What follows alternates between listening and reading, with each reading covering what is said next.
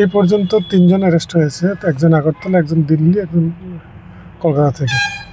কি কেসে তাদেরকে আটক করা হয়েছে? জিরানিয়া রেলের যে স্কোপ পাওয়া গেছে সেই কেস।